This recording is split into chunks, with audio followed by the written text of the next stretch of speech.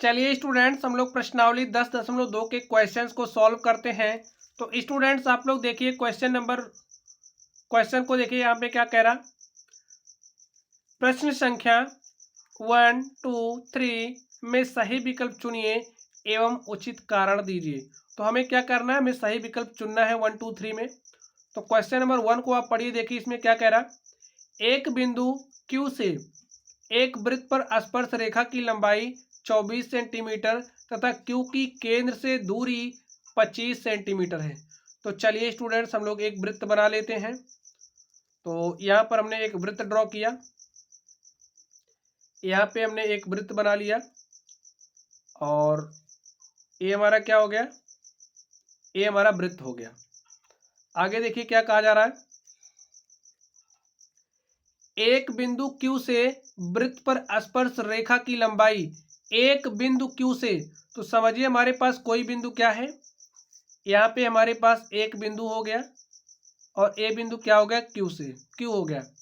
एक बिंदु Q से एक वृत्त पर स्पर्श रेखा, ये जो बिंदु Q है, इस बिंदु Q से कोई स्पर्श रेखा है और ये जो स्पर्श रेखा है उसकी लंबाई कितनी सेंटीमीटर है, 24 सेंटीमीटर है। कितना सेंटीमीटर है, 24 सेंटीमीटर है। ये हमारी स्पर्श रेखा हो गई और ये हमारी क्या हो गई, वृत्त का केंद्र हो गया। Q से वृत्त पर स्पर्श रेखा की लंबाई 24 सेंटीमीटर, ये हमारा कितना है, 24 सेंटीमीटर है। Q की केंद्र से दूरी, ये जो बिंदु Q है, इस बिंदु Q की इस केंद्र से जो दूरी है, ये दूरी कितना है, ये हमारा 24 सेंटीमीटर है। ये बिंदु हमारा Q है और ये जो वृत्त का केंद्र है इसको हमने O मान लिया।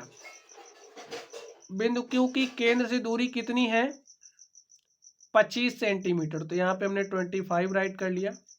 अब देखिए ये क्या है, हमने यहाँ से यहाँ वृत्त की त्रिज्या ड्रॉ कर ली और एक कितना डिग्री का कोण यहाँ पे बनेगा, 90 डिग्री का।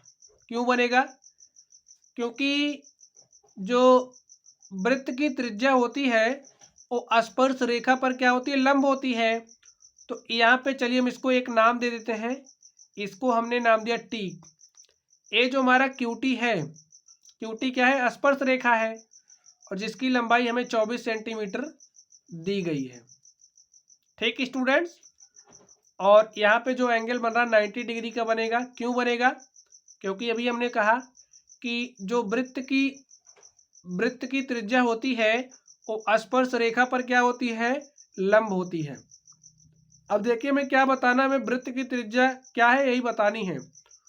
तो ए हमारी क्या है, ए हमारी वृत्त की त्रिज्या है और हमें इसको बताना है। ठीक है, अब आप लोग यहाँ पे देखिए, इस त्रिभुज को आप लोग ध्यान से देखिए, त्रिभुज OTQ को आप लोग ध्यान से देखिए। इसमें आप लोग क्या देख रहे हो, ए हमारा 90 डिग्री हो गया है और हम जानते हैं कि 90 डिग्री के सामने की भुजा हमारी क्या होती है, कर्ण होती है। एक कर्ण हो गया, ए लंब है, ए आधार है। तो इसमें हम लोग पाइथागोरस प्रमेय लगा सकते हैं। तो लिखिए पाइथागोरस प्रमेय से क्या हो जाएगा, आप लोग बताइए। पाइथागोरस प्रमेय से हमारा क्या होता है, कर्ण का जो स्क्वायर होता है, कर्ण का स्क्वायर बराबर होता है लंब के स्क्वायर के प्लस आधार स्क्वायर के। तो यहाँ पे कर्ण कितना है, देखिए यही तो हमारा कर्ण है, 90 डिग्री के सामने की भुजा कर्ण होती है। तो ये हमारा कर्ण हो गया। तो कर्ण क्या है, 25 है, तो इसका स्क्वायर कर दीजिए। लंब देखिए कितना है, लंब हमारा यही है, एक कितना है, 24 है। तो यहाँ पे आप 24 का स्क्वायर कर दीजिए।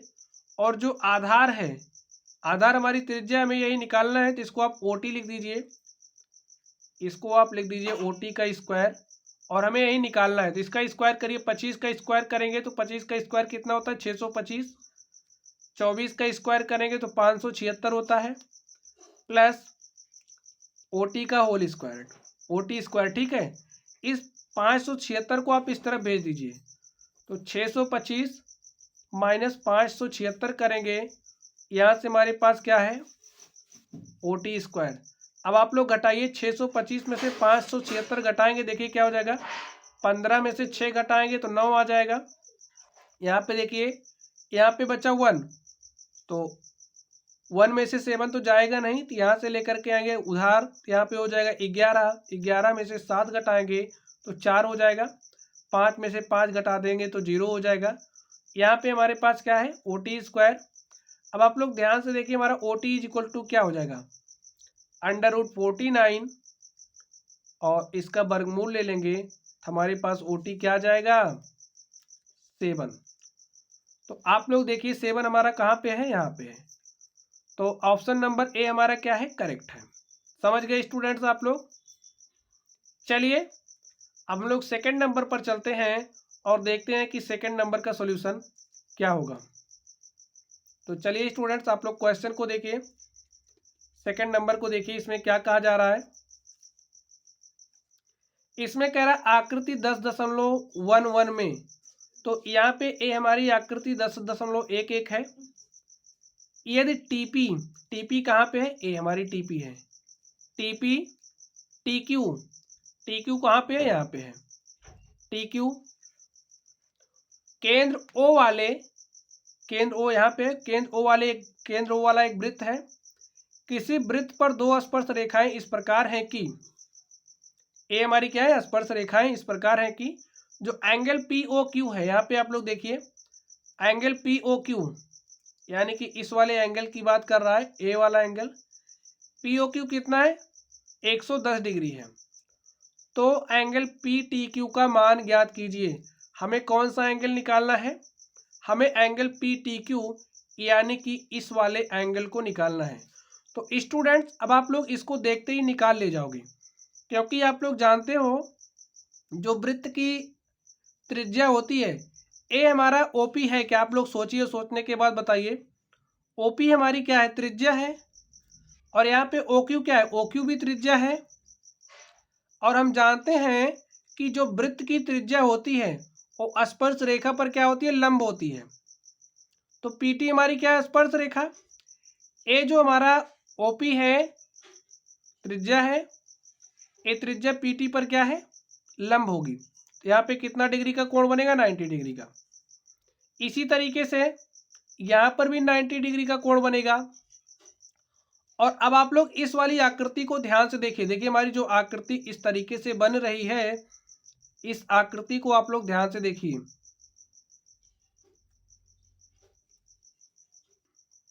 एक किस चीज की आकृति बन रही है, एक चतुर्भुज बन रहा है, जिसमें इसका ए वाला एंगल 90 डिग्री है। ए वाला एंगल कितना है, 90 डिग्री है। इसका ए वाला एंगल 90 डिग्री है, और ए कितना है, 110 डिग्री है। और हम जानते हैं कि जो हमारा चतुर्भुज होता है, चतुर्भुज के चारों कोणों का मान कितना होता है, लिख लीजिए। चतुर्भुज के चारों कोणों का मान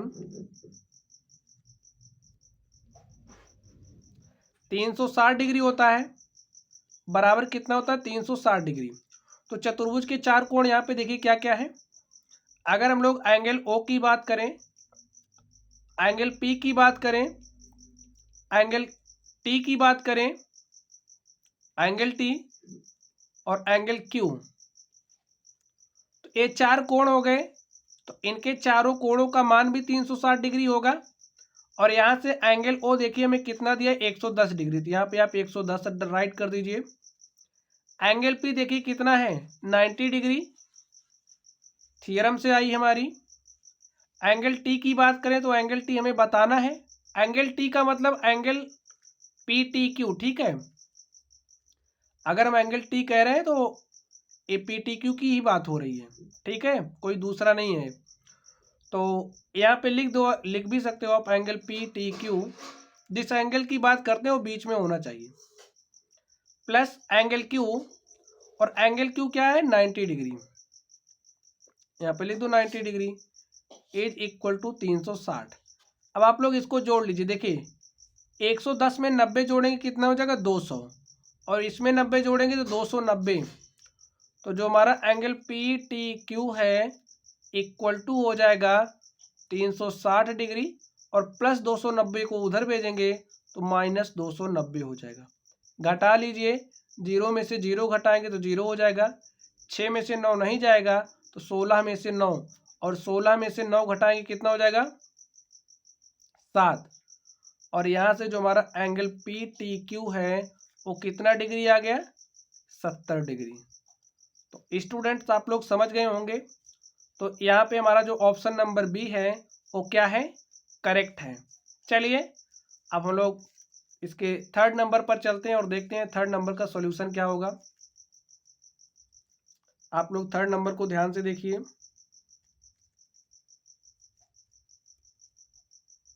थर्ड नंबर को देखिए स्टूडेंट्स। तो क्वेश्चन पढ़िए स्टूडेंट, क्या कह रहा है इसमें। यदि एक बिंदु P से O केंद्र वाले किसी वृत्त पर PA PB स्पर्श रेखाएं परस्पर 80 डिग्री के कोण पर झुकी हों तो एंगल POA बराबर है। हमें क्या निकालना है, हमें एंगल POA निकालना है। तो चलिए हम लोग एक वृत्त बना लेते हैं O केंद्र वाला। तो समझिए हमने O केंद्र वाला यहाँ पे एक वृत्त बना लिया है, और करना क्या है, देखिए एक बिंदु P से O केंद्र वाले किसी वृत्त पर PA, एक बिंदु P से O केंद्र वाले किसी वृत्त पर PA और PB स्पर्श रेखाएं परस्पर 80 डिग्री। तो यहाँ पर समझिए हमारे पास कोई बिंदु क्या है, P है। एक कोई बिंदु P है और स्पर्श रेखाएं खींची जा रही हैं। कौन कौन सी स्पर्श रेखा, PA और PB। चलिए हम मान लेंगे बिंदु हमारा कहीं यहाँ पे है, और हम दूसरी स्पर्श रेखा खींच लें। हमारी ये दूसरी स्पर्श रेखा हो गई, और जो हमारा बिंदु P है वो कहीं यहाँ पे है, ठीक है। बिंदु P हमारा यहाँ पे है। अब ए हमारा स्पर्श रेखा PA हो गया, ए हमारी स्पर्श रेखा PB हो गई, और ये जो वृत्त है इसका केंद्र O है। आगे देखिए PA PB स्पर्श रेखाएं परस्पर 80 डिग्री के कोण पर झुकी हों। तो यहाँ पे कितने डिग्री पर झुकी हैं, 80 डिग्री पर झुकी हुई हैं। हमें बताना क्या है, तो एंगल POA बराबर है, इसको आप इससे मिला दीजिए। देखिए हमने त्रिज्या खींच ली और इस पर भी हमने त्रिज्या ड्रॉ करी, और ए वाला जो एंगल POA है, देखिए P, यहाँ से आप एक लाइन ड्रॉ कर दीजिए, रचना कर दीजिए।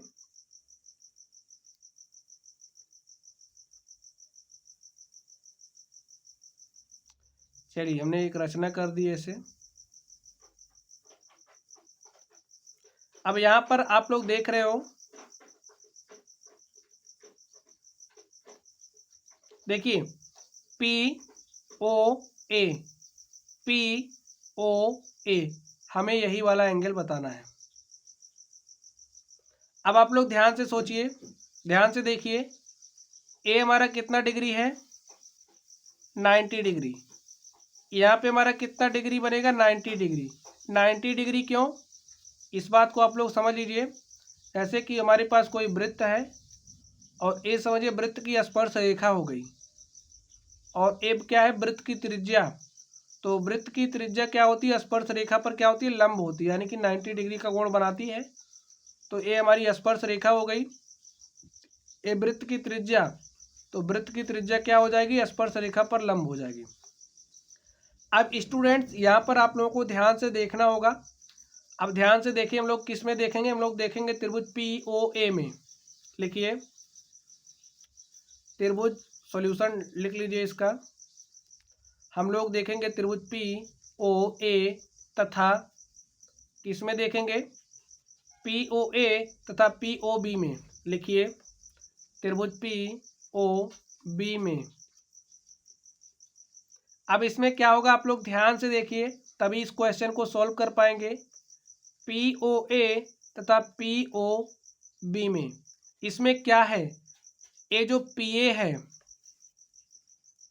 ये PA बराबर हमारा किसके होगा, PB के बराबर होगा। क्यों बराबर होगा, क्योंकि आप समझिए, इस बात को समझिए, हमारे पास कोई बाह्यतम बिंदु, समझिए क्या है, कोई बाह्यतम बिंदु हमारे पास P है, ठीक है। और इस बिंदु P से अगर हम लोग वृत्त पर स्पर्श रेखाएं खींचें, समझिए हमारे पास कोई स्पर्श रेखा PA है और कोई दूसरी स्पर्श रेखा PB है, और ये दोनों स्पर्श रेखाएं आपस में एक दूसरे को किसी बाह्यतम बिंदु P पर अगर प्रतिच्छेद करती हैं तो इनकी जो स्पर्श रेखाएं होती हैं वो क्या होती हैं, बराबर होती हैं। तो इसलिए जो हमारा PA है वो बराबर हो जाएगा PB के। इस बात को आप लोग समझ गए, कारण लिख दीजिए। जब दो स्पर्श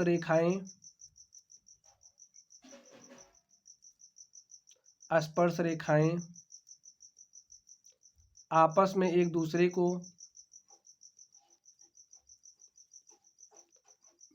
दूसरे को किसी बाह्यतम बिंदु पर प्रतिच्छेद करती हैं, किसी बाह्यतम बिंदु पर प्रतिच्छेद करती हैं,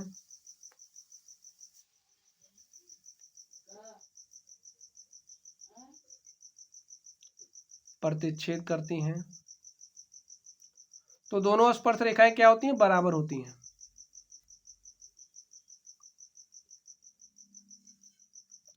दोनों स्पर्श रेखाएं बराबर होती हैं, स्पर्श रेखाएं बराबर होती हैं। कारण स्टूडेंट्स आप लोगों के समझ में आ गया, दोनों स्पर्श रेखाएं क्या होती हैं, बराबर होती हैं। इतनी बात आप लोग समझ गए। चलिए अब आगे देखिए, हमारा PA बराबर PB हो गया, ये जो PA है बराबर PE हो गया। अब OA बराबर OB हो जाएगा। लिखिए जो OA है वो बराबर किसके, OB के हैं। आगे क्यों बराबर है, क्योंकि त्रिज्याएं हैं, लिख लीजिए त्रिज्या क्या है, त्रिज्या है।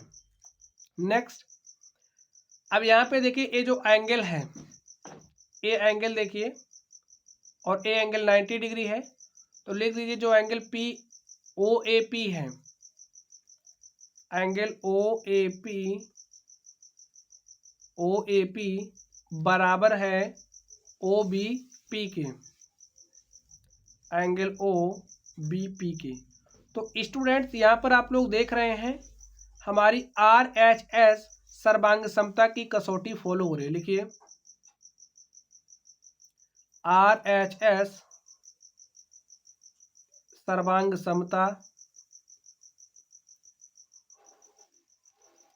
समता की कसौटी से, RHS सर्वांग समता की कसौटी से क्या हो जाएगा, यहाँ पे ये जो हमारा त्रिभुज है, देखिए जो हमारा त्रिभुज POA है, लिख लीजिए त्रिभुज POA वो क्या हो जाएगा, सर्वांगसम हो जाएगा POB के। लिखिए त्रिभुज POA सर्वांगसम हो जाएगा POB के। जब त्रिभुज POA सर्वांगसम हो जाएगा त्रिभुज POB के, तब क्या होगा, देखिए यहाँ से हमें चाहिए क्या, अगर हमें ए एंगल पता चल जाए, अगर हमें ए एंगल पता चलेगा तभी हम लोग इस वाले एंगल को निकाल सकते हैं, अदरवाइज नहीं निकाल सकते। तो इसके लिए हमें क्या करना पड़ा, इन दोनों त्रिभुजों को हमें सर्वांगसम दिखाना पड़ा। तो ये दोनों त्रिभुज सर्वांगसम हो गए हैं, और हम जानते हैं कि सर्वांगसम त्रिभुजों के संगत भाग बराबर होते हैं। इसलिए यहाँ से जो हमारा एंगल OPA है, लिख दीजिए एंगल OPA बराबर हो जाएगा एंगल OPB के। एंगल ओ पी ए, यहाँ से देखिए ओ पी ए यानी कि ए वाला एंगल, ओ पी बी यानी कि ए वाला एंगल क्या हो जाएंगे, बराबर हो जाएंगे। तो एंगल ओ पी ए बराबर हो जाएगा एंगल ओ पी बी के। इसको हमने किस आधार पे लिखा, लिखिए क्योंकि सर्वांगसम त्रिभुजों के संगत भाग बराबर होते हैं। सर्वांगसम त्रिभुजों के, और जो त्रिभुजों की सर्वांग समता है स्टूडेंट्स, इसको आप लोग क्लास 9th में पढ़ चुके हैं, तो आप लोगों को पता होगा सर्वांगसम त्रिभुजों के संगत भाग बराबर होते हैं।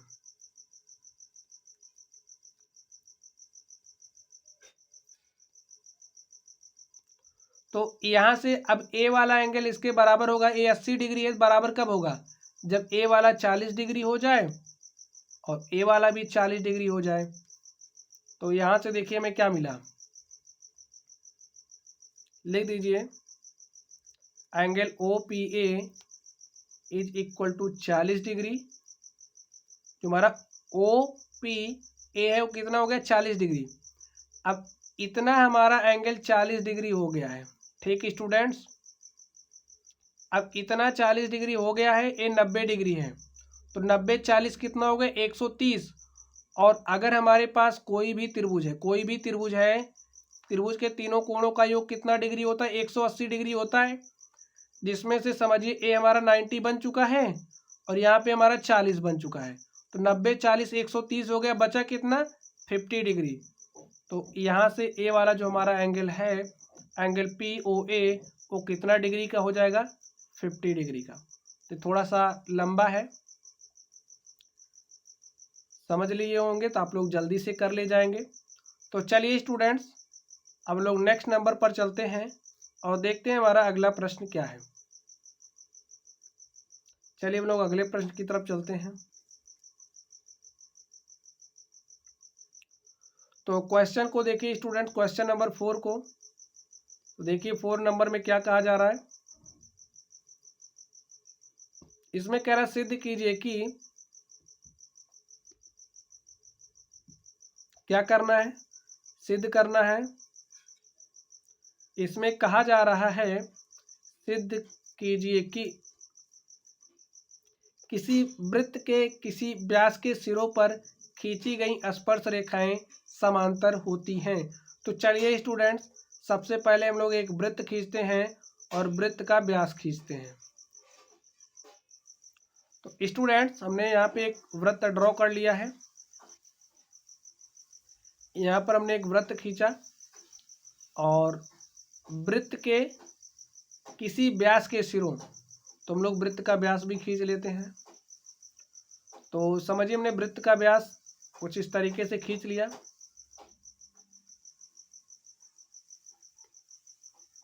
ये हमारा वृत्त का व्यास हो गया। वृत्त के व्यास के सिरों पर खींची गई, व्यास के सिरे कौन से हैं, एक सिरा ए हो गया, दूसरा सिरा ए हो गया। तो ये जो व्यास के सिरे हैं, व्यास के सिरों से हमें स्पर्श रेखा खींचनी, ठीक है। व्यास के सिरों से क्या खींचनी, स्पर्श रेखा। तो हमने यहाँ पे एक स्पर्श रेखा खींची, ये दूसरा सिरा है, इस दूसरे सिरे से हम लोग स्पर्श रेखा खींच लेते हैं। तो इस दूसरे सिरे से हमने स्पर्श रेखा खींच ली। ये जो दूसरा सिरा है, इस दूसरे सिरे से हमने स्पर्श रेखा खींची।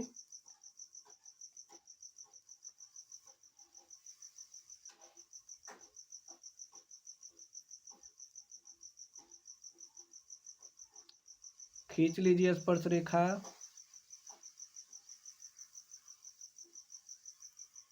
हमने ये स्पर्श रेखा खींच ली स्टूडेंट्स। चलिए हमारी क्या हो गई, स्पर्श रेखा हो गई।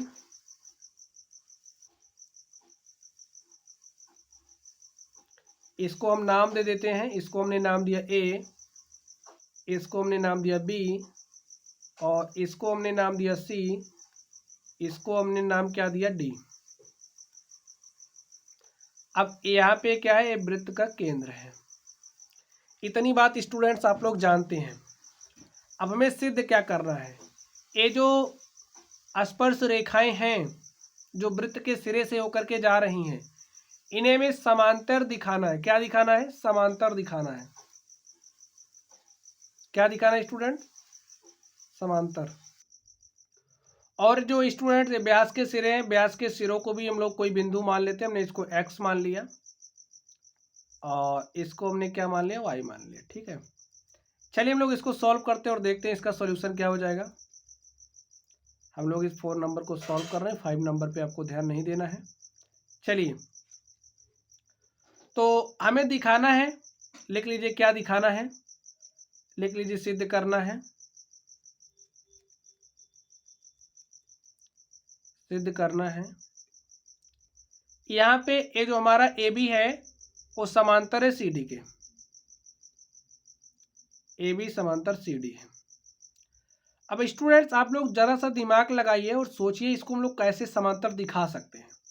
आप लोग सोचिए, आप लोगों ने कक्षा 9वीं में पढ़े रहे होंगे आप लोग कि अगर हमारे पास कोई दो रेखाएं इस तरीके से हैं, ठीक है, और इनको कोई रेखा, कोई तिर्यक रेखा इस तरीके से काटती हो, तो ये जो समझिए फिर से, कोई दो रेखाएं हैं, एक रेखा हमारी ए बी है और दूसरी रेखा हमारी सी डी है, और कोई हमारी तिर्यक रेखा है, इसको हम नाम दे देते हैं पी क्यू, और ये जो पी क्यू रेखा है ए बी और सी डी को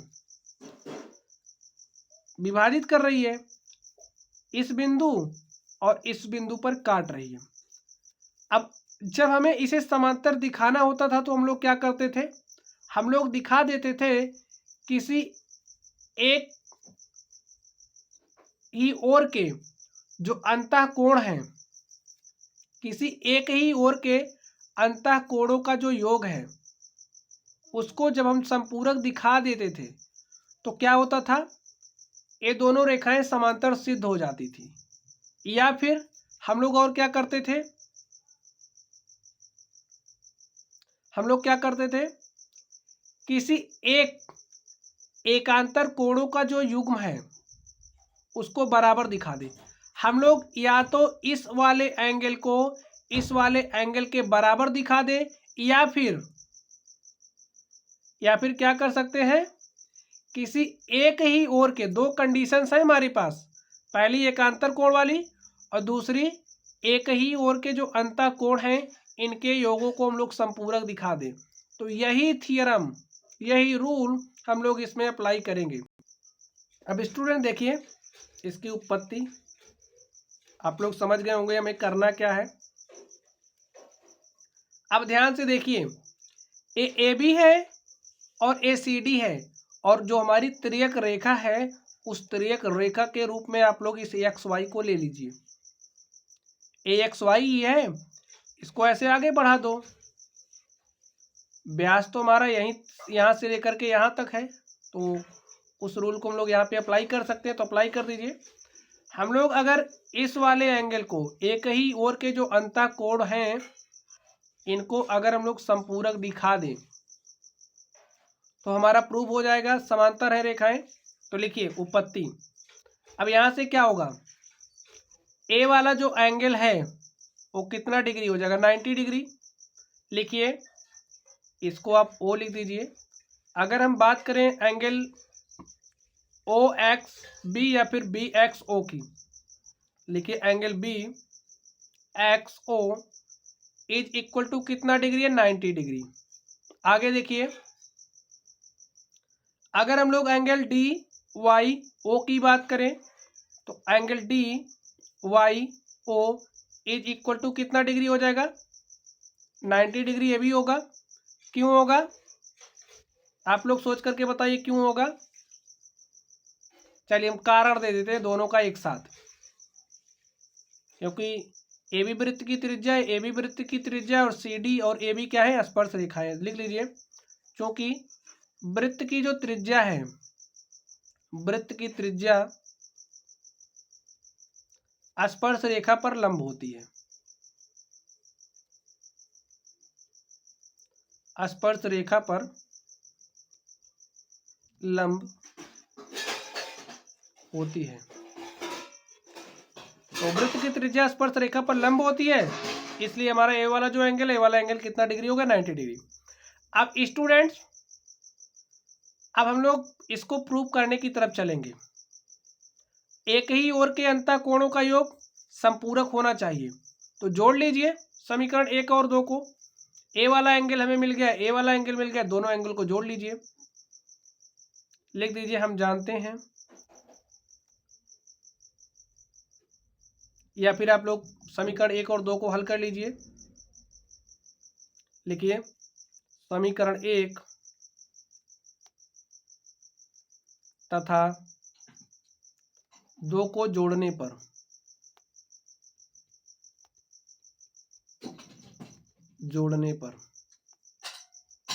क्या हो जाएगा, जोड़ दीजिए। एंगल जो बी एक्स ओ है में जोड़िए एंगल डी वाई ओ को, कितना हो जाएगा, 90 डिग्री प्लस 90 डिग्री, और बराबर कितना हो गया, 90 90 जोड़ेंगे 180 डिग्री। तो यहाँ से angle B X O plus angle D Y O कितना आ गया, 180 डिग्री। संपूरक आ गया स्टूडेंट्स, लिख दीजिए।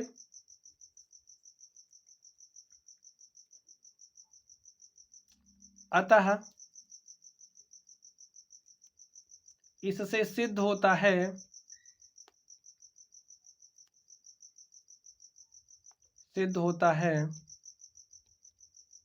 कि जो स्पर्श रेखा AB है वो समांतर है CD के।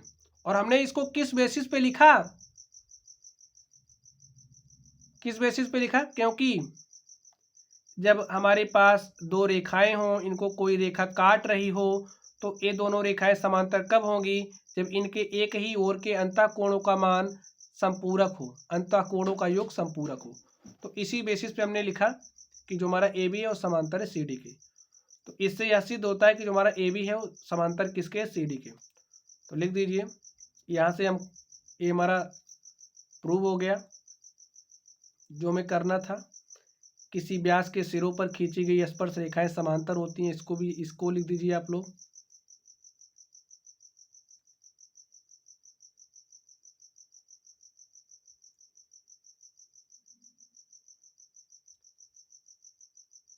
अतः इससे सिद्ध होता है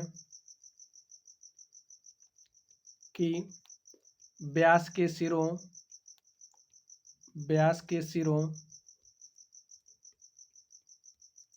से खींची गई स्पर्श रेखाएं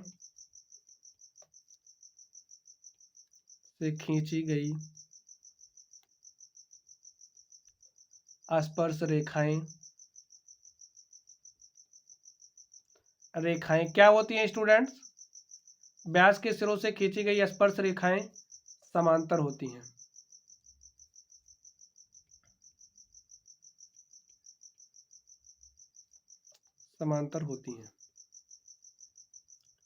तो इतनी बात स्टूडेंट्स आप लोग समझ गए होंगे।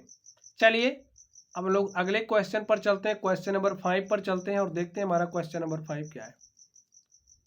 तो स्टूडेंट्स क्वेश्चन आपके सामने आ चुका है, आप लोग क्वेश्चन को पढ़िए। क्वेश्चन क्या कह रहा है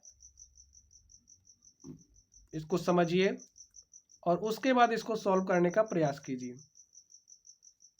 देखिए कह रहा है, सिद्ध कीजिए कि स्पर्श बिंदु से स्पर्श रेखा पर खींचा गया लंब, कहाँ से, स्पर्श बिंदु से स्पर्श रेखा पर खींचा गया लंब वृत्त के केंद्र से होकर के जाता है। तो स्टूडेंट्स यहाँ पे हमने एक वृत्त ड्रॉ कर लिया है। चलिए हम लोग इसकी एक स्पर्श रेखा खींच लेते हैं।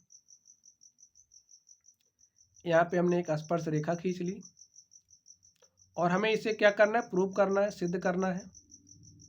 चलिए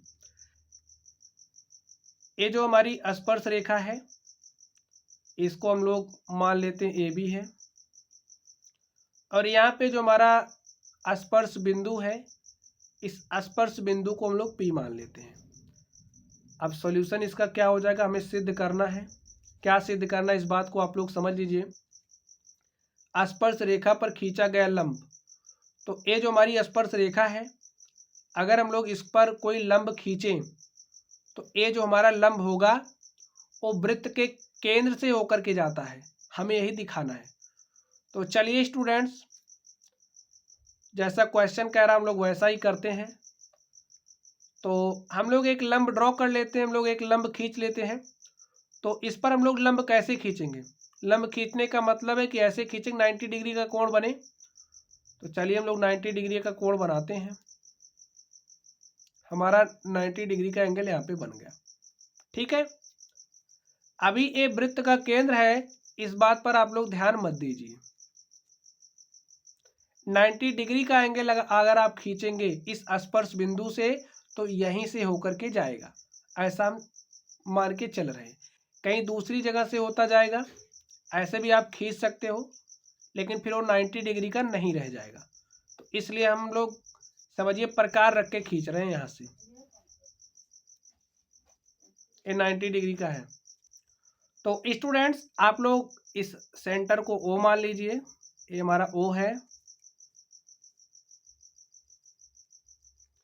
इसको आप O मान लीजिए और इसको हम क्या ले लेते हैं? PQ ले लेते हैं। इसको हम लोग Q ले लेते हैं। तो हमने जो लंब खींचा हमारा PQ है, ठीक है। लिखिए, तो हमें सिद्ध क्या करना है?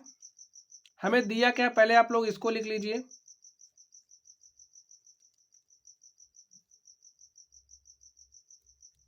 लिख लीजिए, दिया है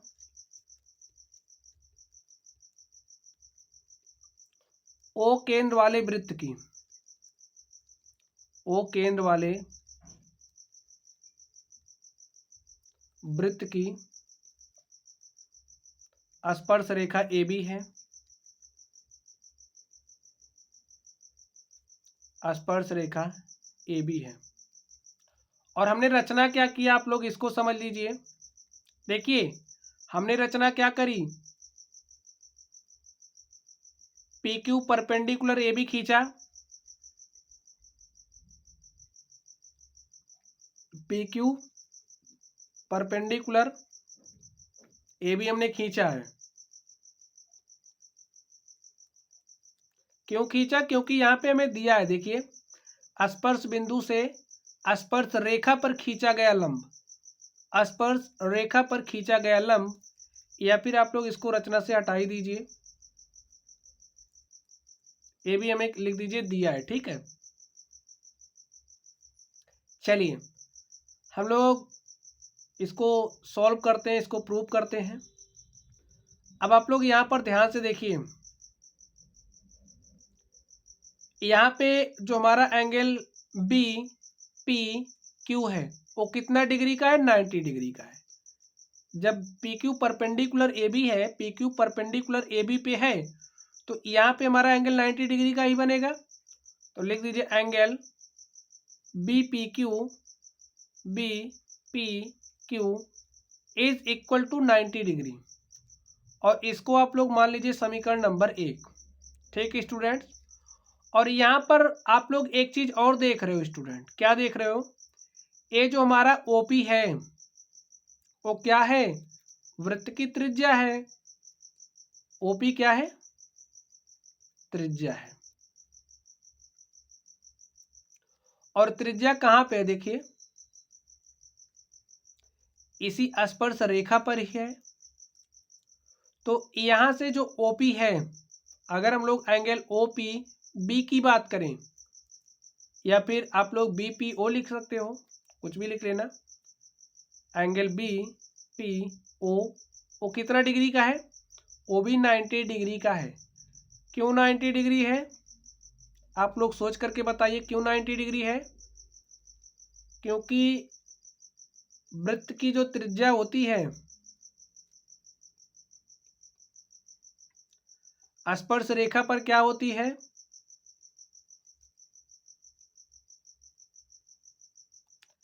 स्पर्श रेखा पर लंब होती है।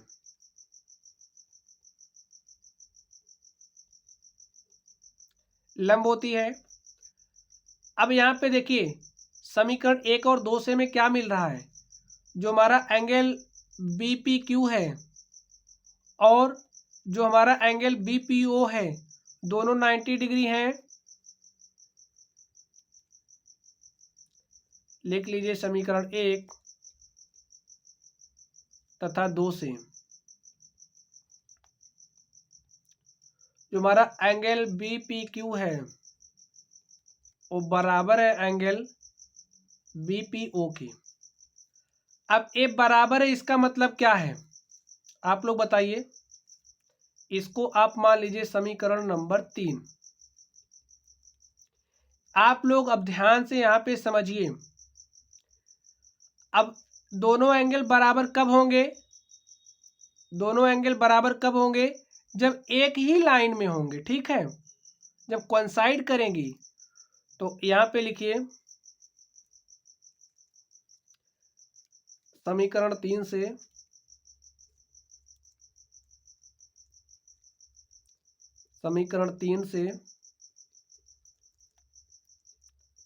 यह स्पष्ट होता है,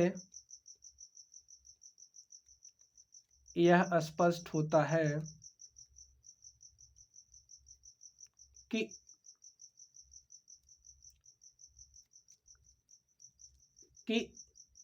PQ तथा OP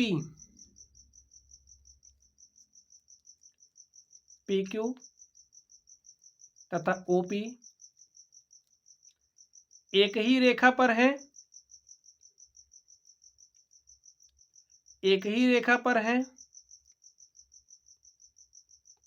इससे स्पष्ट होगा कि एक ही रेखा पर हैं।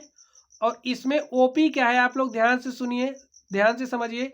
OP वृत्त की त्रिज्या है। तो वृत्त की त्रिज्या केंद्र से होकर के जाती है। जब वृत्त की त्रिज्या केंद्र से होकर के जाती है तो ये जो PQ है, PQ भी केंद्र से होकर के ही जाएगा, क्योंकि दोनों एक ही रेखा में।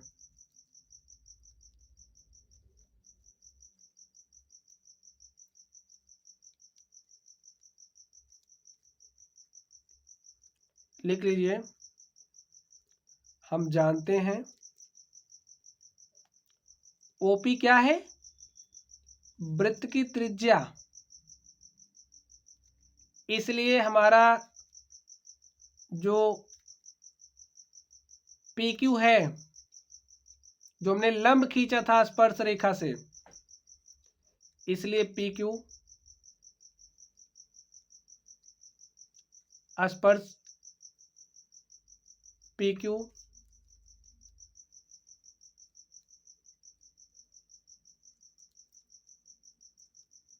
लिख दीजिए। इससे यह सिद्ध होता है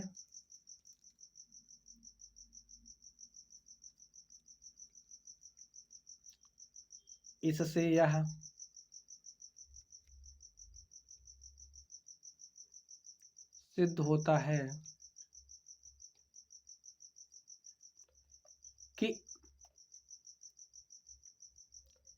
वृत्त की स्पर्श रेखा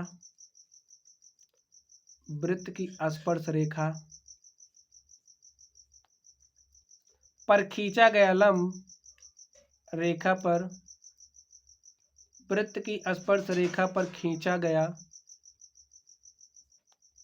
लंब वृत्त के केंद्र से होकर के जाता है।